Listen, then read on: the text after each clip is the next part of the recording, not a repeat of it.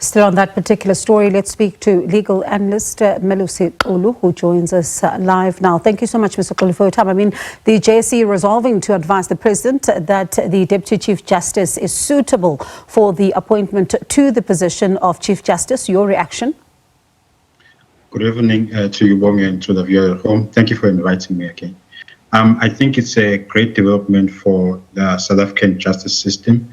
I see Deputy Chief Justice Maya as a groundbreaker and a game changer in the field of law, but also she's a highly inspirational justice that I think everyone looks up to, and for her to be the first woman Chief Justice is a huge achievement.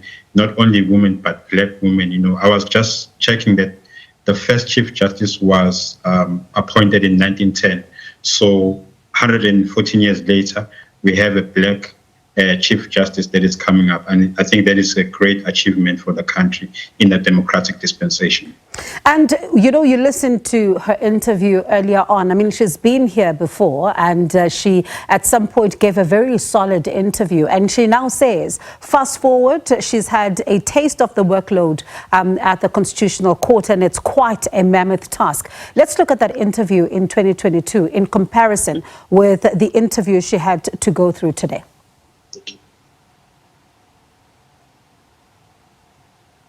Melusi, I'm not sure if you can hear me. Yes, I can hear you. Yes. Can you just... Yes, let's look at the interview that she had in 2022 in comparison to the one that she's had today. How would you say she fared? Well, as she said, when she came in before, she had not had any experience in the Constitutional Court. So she had just come from a Supreme Court of Appeal where everything was seamless, if you would say. And then obviously when she came to the Constitutional Court, there was a lot of work that was done. And there are obvious challenges in the delays of the judgments. If you look at the fact that the first judgment, if I'm not mistaken, was done in April. So it shows there are some challenges. But hopefully when she's now the Chief Justice, she'll be the one that will be, leading the process of making sure that justice is not delayed and the functioning of the court runs smoothly. So I think it was a good thing that she was not appointed in 2022 so that she could have that experience. And then with that experience now, for the next 12 years, she'll be able to provide quality leadership. And listening to her vision, especially on the administration of the judiciary, I mean, she says that this function should move away from the Justice Minister and really, to ensure that there's independence, particularly of the judiciary. And I wonder, in your view, how far does this go towards, that ideal of an independent judiciary, especially given the highly litigious time that South Africa finds itself in now?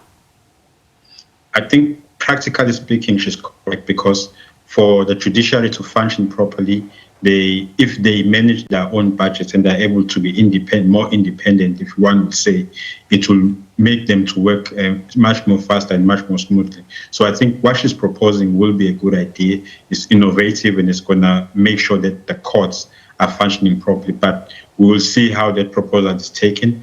But whether it's taken or not, it's just a good thing that she has ideas and she's innovative, which will make sure that, things are done smoothly and her leadership will be able to provide solutions. And Melusi, I wonder then, in your view, I mean, as somebody who's in that particular field, I mean, the issue of capacity when it comes to the courts comes up every time when you listen to interviews in the JSC. I mean, today, even the SCA president, for example, appealing to her that this should be one of her priorities, particularly if she takes over and this issue hasn't been dealt with.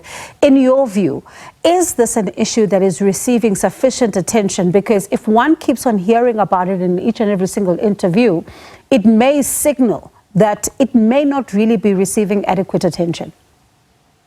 I honestly think if it keeps being repeated, Bongi, it means it's a cause for concern. It means there's no leadership action, if you would say, that has been dealing with that matter. So I think once she's in the position of a Chief Justice, she'll be able to look at that to make sure that there's capacity for all judges and the resources that they need are there. Because at the end of the day, we want to make sure that our justice system has a justice system that has enough capacity to make sure that there's justice. I mean, she just said that one of her visions is to make sure that the most vulnerable in the society have access to justice. So for that to happen, there needs to be resources, there needs to be capacity, and that will ensure that the judges or the justices have enough capacity and resources to make sure that there's justice and there's independence in the judiciary. So I think when she's now Chief Justice, she will make sure that she carries that vision to make sure that there's capacity,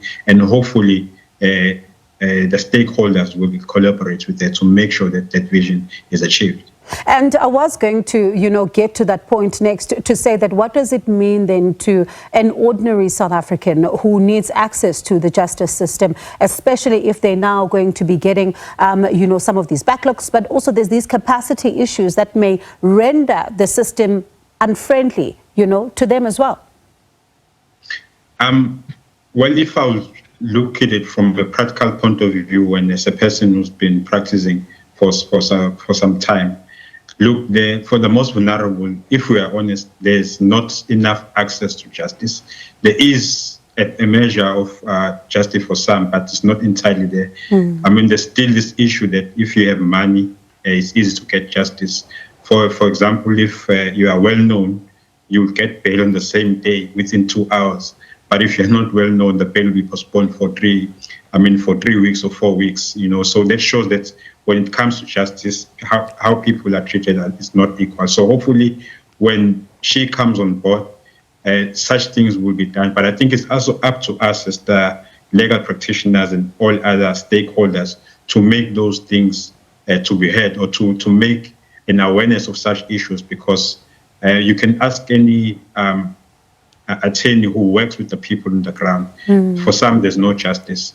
The clear example that I was saying, if I'll just repeat it, you find that if you're a highly known person, you don't even sit for 2 days whilst waiting for a bail. But if you are not known, you will have to sit for 3-4 weeks, and your bail will be opposed until you get it on the last day. So I think those issues will need to be dealt with sooner or later, so that everyone has access to justice, not that justice must be for the politically connected or for those who are rich. I think that's something that we need to correct in the society. And I do hope you and I one day get to talk about that very issue, because it's quite an important one. But as we end off then, Melusi, I mean, there's another issue that she's raised as well, and I'm keen to hear your thoughts on it. I mean, she's acknowledging that the undue delays in dealing with complaints that are also leveled against judges may also erode confidence in the judiciary. And we see in some of the cases it takes long to deal with some of these complaints. What impact then does this have?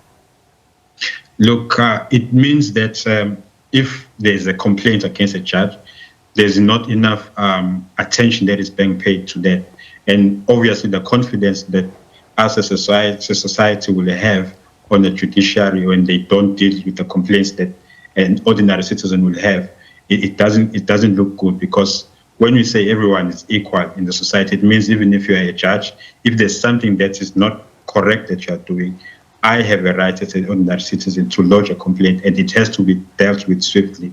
So I think those are the things that she will look at. And I'm just happy that in the interviews or the interview today, she was reflecting on the challenges, and hopefully she will have solutions, because that's what we need, so that we have an effective justice system that caters for justice, not only for the few, but for everyone. Melusi, always a pleasure. Thank you so much for your time this afternoon. Appreciate it. That was legal analyst Melusi Xulu.